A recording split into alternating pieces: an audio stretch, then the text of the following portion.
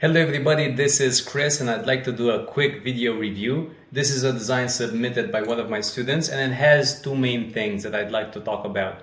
Number one is the technical side, but number two is much more important. It's about understanding the client's needs. So let's get into the first one and then we'll hop on to the second topic.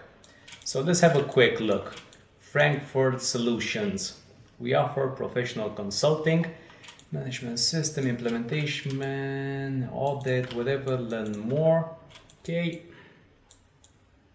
Okay, solutions, and I can see there's a slide. Yeah, there's a slant here, so it's not a clear rectangle, a simple rectangle like so. About us, and let's stay in touch. So again, in terms of technical execution, this is fairly simple. We have a few problems. First of all, in the social media section, just have a look here. You can see that LinkedIn is pretty okay, but next to it, Facebook is really distorted. You can see that it's blurry, that it's fuzzy, and most likely this has happened because the designer chose to import it as a PNG, not as a PSD. When you import an icon as a PSD, you get it as a shape.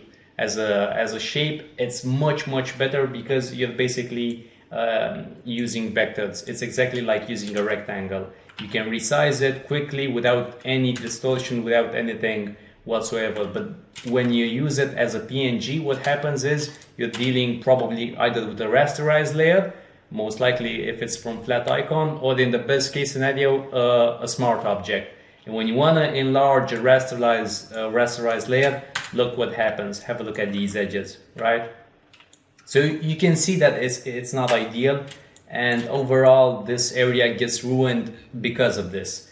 The same thing here, this email, you can clearly see it's distorted, it's pixelated, it's fuzzy, it's blurry, and all these things, these are absolute basics that any designer has to master. You can't really design a beautiful website and use these types of icons. This is a beginner mistake, and that should be one of the first things you learn in terms of creating a design. Use the proper format.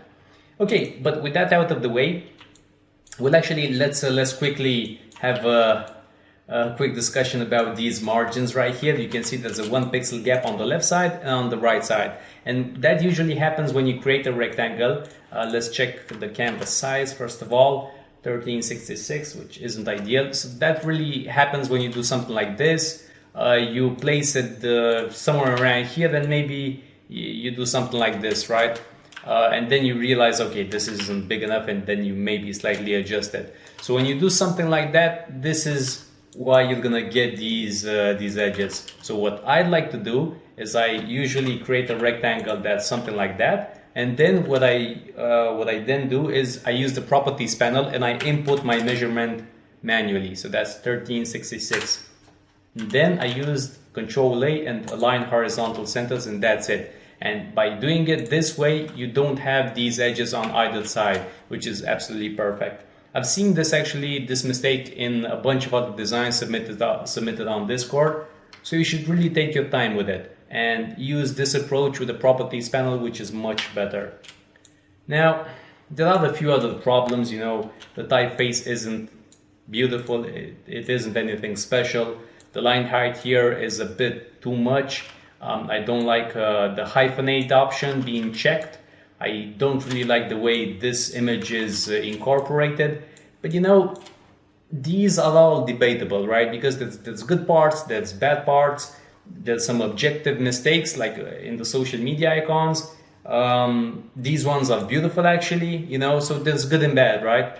But the biggest problem, and that brings me to point number 2, is the lack of understanding the client's needs.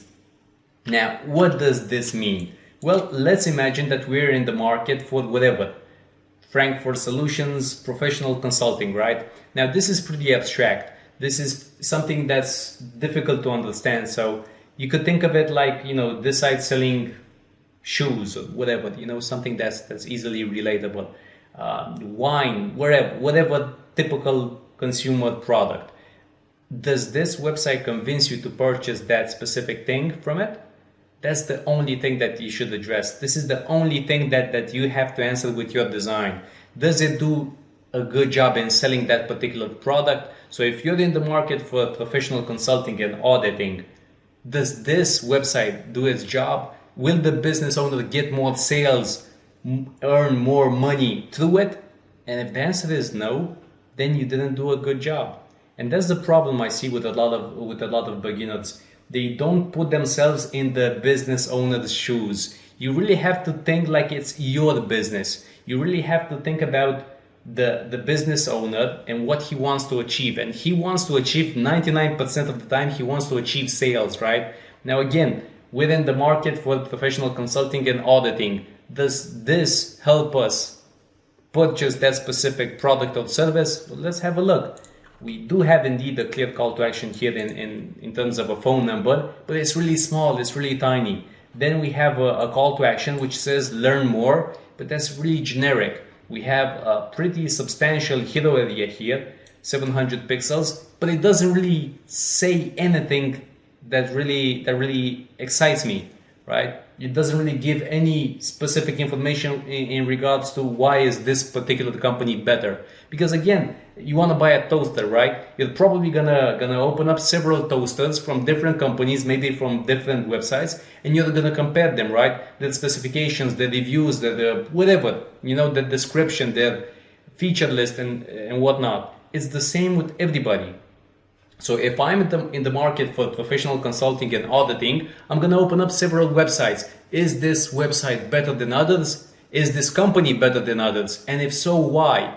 Now, are those questions being answered through this design? I don't think so. In the hero area, for example, Frankfurt Solutions, that's the company's name. That's not a differentiating point. That doesn't speak to its services, to its high quality, to anything about that. So you're not getting any information. It's just its name, which is the same as its logo, by the way. So there's literally zero information here. The background image, does it help me as a person interested in professional consulting and auditing? Does it help me make a decision? Does it do anything for me in terms of making this website memorable? No, again, it's a pretty generic design. There's nothing special about it. I appreciate these subtle design details here, you know, the slanted lines and, you know, the low opacity graphics. But again, it's not something amazing. It's not something fantastic, right? And then this sub-headline, we offer professional consulting and auditing. Okay, that's the absolute minimum you could do, right? As a designer, or as someone that wants to sell. What are you selling, Chris? Photoshop courses. Is that enough to actually sell Photoshop courses? No, I have to tell you that I have 160,000 paying students. I have fantastic reviews. I've been doing this from 2013 and whatnot. You have to, you know, provide a ton of information. So then probably in the next section, that's where these things are gonna be laid out, right? But no, what we do, audits, project management and management system. And then, you know, lorem ipsum, dummy text. So again, it's really difficult to actually win a design contest or make a client happy when you, as a designer, do so little digging, because the person who created this website did minimal investigation. He did minimal research. You have to figure out competitor websites. You have to see their content, and then you have to take that content and place it here, right? That's because when the client actually sees this design, he has to resonate with it. He has to see that, okay, this designer gets me. He gets my business. He understands what I'm trying to do. He understands what I'm trying to sell and how I'm trying to sell it, right? But here, it's just lorem ipsum, you know? This is just as generic as it can be. So any business owner is going to say, hey, this guy doesn't understand me. He doesn't get it, you know? Because with so much lorem ipsum, with such a simple approach to things, you know, the company's name, slap it on there, you know, write a few things about what we do and then lorem ipsum. It's literally the absolute minimum you could do. So this is what happens when you don't understand the business. And again, this is a pretty difficult topic. I totally agree. But this happens in all websites, you know, in shops, in whatever. No matter what the company is actually selling, you as a designer, you have to create a design that helps the business achieve its goals. And this actually doesn't do it. Because again, solutions, You know, it's so little information, and this right here, it isn't even presented in a beautiful way. So you could say, hey, you know, we made a compromise, right? We didn't actually provide a whole lot of detail, but it's really nicely packaged. So aesthetics is much more important than functionality. But even here, that's not the case, right? So it doesn't have a lot of information. It's not beautiful. It's not memorable. It doesn't have enough call to action. Because again, the website is trying to sell. So if you want to buy auditing, how are you going to do it? How are you going to actually do that? You're going to have to scroll down to the footer or go up top. That's really a bad practice. What you have to do is make it easy for the visitor of the website to actually make a purchase. You have to put in those call to actions everywhere. After the, whatever, every 1500 pixels, slap on another call now, or the, you know, whatever, call this number, fill out this form, whatever. So you really got to think about the business, and when you're not doing so, you know, in your decision making, it's pretty clear that you don't understand that this website is actually trying to sell a service, and you're not actually helping it achieve those goals.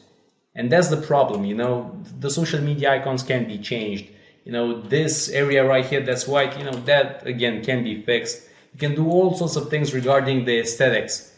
But the problem is you're missing the core thing that you have to do as a designer. And that is, you have to help the business achieve its goals. You have to consider what the business is trying to do. And through your design, you have to facilitate that. You have to make sure that the business owner understands that you understand the business owner, and that you understand how the business operates and how it makes money, right? And with that being said, thank you so much. I hope you appreciate this review. I hope it helps. And again, always think about the business owner, and then the design will follow suit. Thank you.